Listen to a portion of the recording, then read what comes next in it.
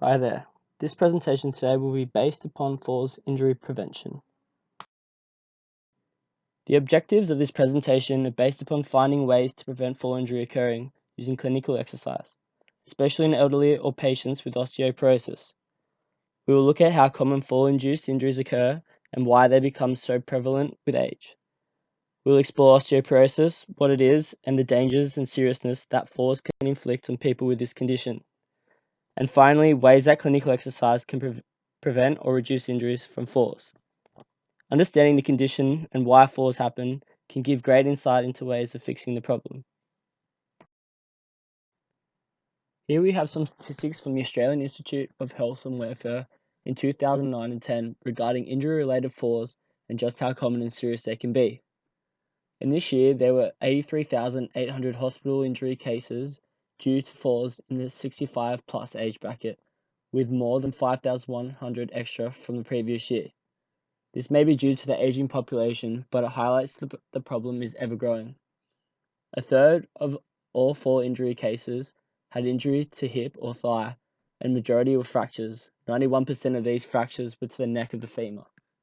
Half of all patients who have had a hip fracture will be unable to regain their previous independence and will require some form of additional walking aid or assistance with mobility. 1 in every 5 people hospitalized were head injuries. Half of these falls occurred in the home, which is where a lot of the time is spent. So as I mentioned earlier, in order to prevent falls from happening, we must look into why falls become more common with age. Maintaining balance requires coordination of input from multiple sensory systems, including the vestibular, somatosensory, and visual systems. As we age, cells in these systems begin to die or become less sensitive. The lack of quality communication between them reduces our ability to maintain balance or recover from a loss of balance. The figure on the right displays the increase in falls due to age. The vestibular system is located within the ears and is the sensory system that detects where the body is in space. It provides the largest contribution to our sense of balance and spatial orientation. It does so by indicating rotational movements and linear accelerations. The vestibular system sends signals primarily to the neural structures that control eye movements and to muscles that keep us upright. As we age, cells in the vestibular system die off. This affects how accurately we detect our position in space, increasing the risk of falling. The lack of spatial judgment also affects our ability to correct our position during a fall. The somatosensory system is responsible for proprioception, which is a sense of one's spatial awareness and relative positioning of limbs towards themselves in the environment. This is caused by Golgi organ tendons and muscle spindles that respond to stretch. They also become less sensitive with age. Acuity then declines, making it easier to collect trip hazards and less chance of readjusting, resulting in a fall. Peripheral sensation is also reduced. For example, foot tactile sense and great toe pressure feedback are reduced, causing the individual to be less aware of their body positioning and weight bearing. Your vision helps to depict where your head and body are in relation to other objects and to sense motion between you and the surrounding environment. It also helps to focus on the main informative cues to carry out a motor skill effectively. Ability to focus and see objects clearly diminishes as eye problems can impair, blur, or distort vision. Depth perception, night vision, and sensitivity to contrast also diminish with age. The loss of these can compromise balance and also make it easier to collect trip hazards. Sarcopenia is the term used to describe the degenerative loss of skeletal muscle mass, quality, and strength associated with aging. Age can cause a lot of muscle mass to diminish, losing integrity of strength, endurance, speed, and most importantly, power. The loss of power reduces the ability of reacting swiftly and strongly to a trip, minimizing the chances of recovering from a loss of balance. A lack of strength and endurance can cause fatigue faster in postural muscles.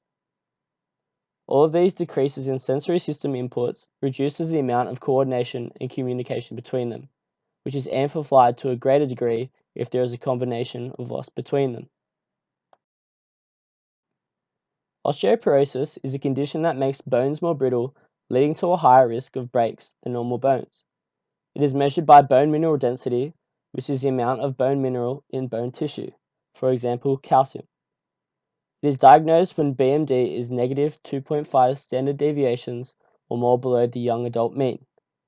For every 1 standard deviation decrease below peak BMD, the fracture risk approximately doubles. Osteoporosis, in combination with a loss of sensory system communication, can amplify the chance of fractures due to falls and increase the risk of a serious injury occurring. As you can see with the figure on the right, age is a massive risk factor of osteoporosis.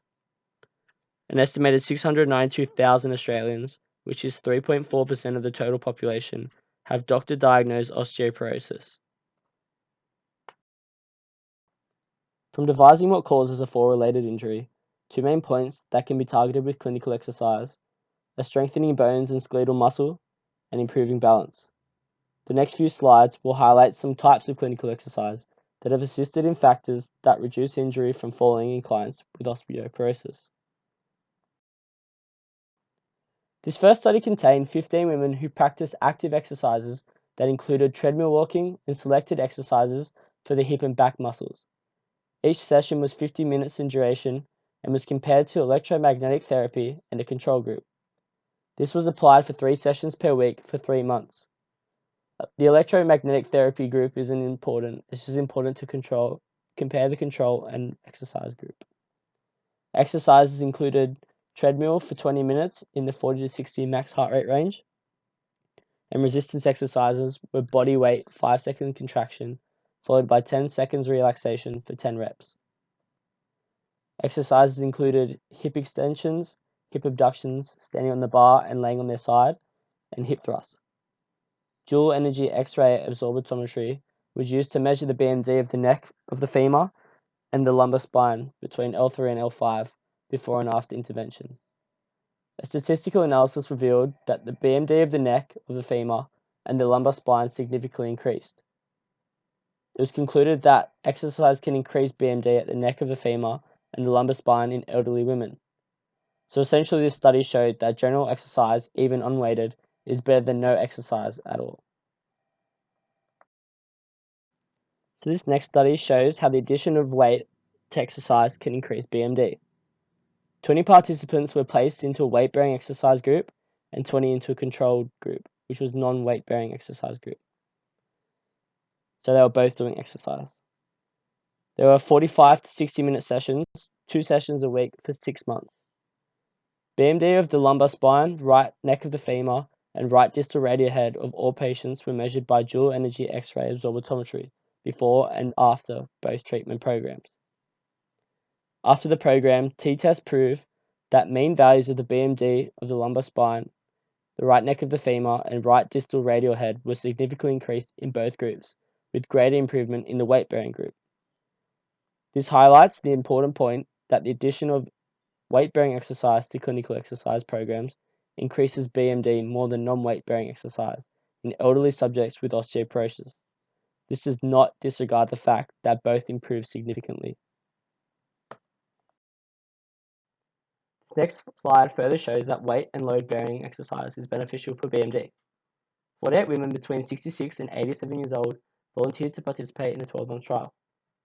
The aim was to determine if a combined weight-bearing training program would be beneficial to bone mineral density and neuromuscular function. So they were randomly split into either control or intervention group where they received the training. The exercise program was 2 times per week and lasted for 50 minutes. It consisted of a combination of strengthening, aerobic, balance and coordination exercises designed to load bones with intermittent compressive forces, introducing atypical and novel stress on the bone, which is known to improve skeletal integrity and improve neuromuscular function, the lack of which is associated with falls and fractures. The resistance program was 2 by 8 to 12 reps for each muscle group and lasted for a total of 12 minutes. Heavier dumbbells were used in a progressive phase during the study time to increase the intensity as well as change the biomechanics conditions. Balance program was 5 minutes long with exercises such as one leg standing and more advanced coordination steps. At the follow-up, there was a slight increase in the BMD of the Ward's triangle in the exercise group, whereas a decrease was observed among the controls. There were significant increments in the BMD of the arms, lumbar spine, and trochanter sites in the exercise group. Furthermore, there was a significant improvement in the subject's ability to stand on one leg, increased maximum walking speed, and improved isometric grip strength in the exercise group. This demonstrates that combined weight-bearing training program might reduce fracture risk factors by improving bone density as well as muscle strength and walking ability. This study shows that certain types of training will be better for certain aspects in reducing falls. The objective of this study was to compare the efficacy of balance training associated with muscle strengthening or stretching relative to no intervention in the postural control of elderly women with osteoporosis. 50 women aged 65 years or older with osteoporosis were randomized into one of three groups: a strengthening group which performed balance training with muscle strengthening, a stretching group which performed balance training with stretching, and a control group which did no activities. This was completed 2 times a week over 8 weeks for 60 minutes duration sessions. Relative to the control group, participants in the strengthening group displayed significantly increased dorsiflexion strength and knee flexion strength, as well as an increase in center of pressure, velocity, and direction of control. So essentially, they became stronger in contractions, as well as improving their center of balance and keeping balance during movements away from that point. The stretching group also improved in strength in the center of balance, but on top of that, increased range of movement and flexibility, which is expected. However, relative to the stretching group, the strengthening group yielded better knee extension strength and directional control. So although they improved in strength, the strengthening group improved their strength more and was better at maintaining balance outside of their center of balance. I know this sounds kind of obvious, but it highlights the significance of weight training in reducing fall injuries. Balance and strengthening exercises seem to increase center of pressure stability, while balance and stretching exercises improve the amount of center of pressure displacement. This highlights that certain types of training will be better for certain aspects in reducing falls. So a clinical message that could be taken from this is balance exercises in conjunction with lower limb strengthening or stretching exercises effectively improve postural control in elderly with osteoporosis. The objective of this study was to evaluate the effectiveness of strategic targeted exercise for preventing falls in elderly people. There were 100 subjects in total, so 50 were placed into the control group and 50 into the intervention. The training occurred 3 times a week for 8 weeks at 40-minute sessions. The control group were given conventional exercise, and the intervention group were given conventional plus the addition of proprioceptive and cognitive exercises. The main idea of the conventional was to improve the physical side of the subjects, such as muscle strength, flexibility, and aerobic capacity. The proprioception exercises included dynamic movements such as forward and backward, zigzag, crossing over, and walking sideways. It also included balance tests such as one-leg stands. The cognitive aspect was a dual task concept with dynamic balance exercises while given simple additions subtractions to complete. After 8 weeks, there were significant improvements in the intervention group compared to the control group for medial lateral sway distance with eyes open and closed. The anterior posterior sway was better in the intervention group with eyes open but not closed. The study demonstrated that strategic exercise could have more beneficial effects on balance and proprioception function than conventional exercise alone. This study contained 96 older adults between the ages of 66 and 87 years with osteoporosis. They were split into 3 groups, 2 intervention groups, one being balance training and the other balance training with physical activity, and also one control group with no activity. Balance training was in 45-minute sessions 3 times a week for 12 weeks.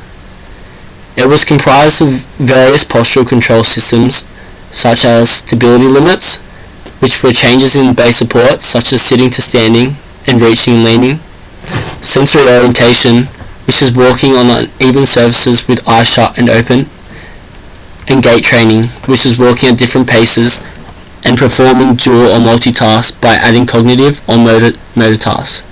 For example, reciting every second letter of the alphabet whilst maintaining maximal walking speed. The physical activity component consisted of a 30-minute walk 3 times per week. Both intervention groups had significant decreased fear of falling compared to the control group.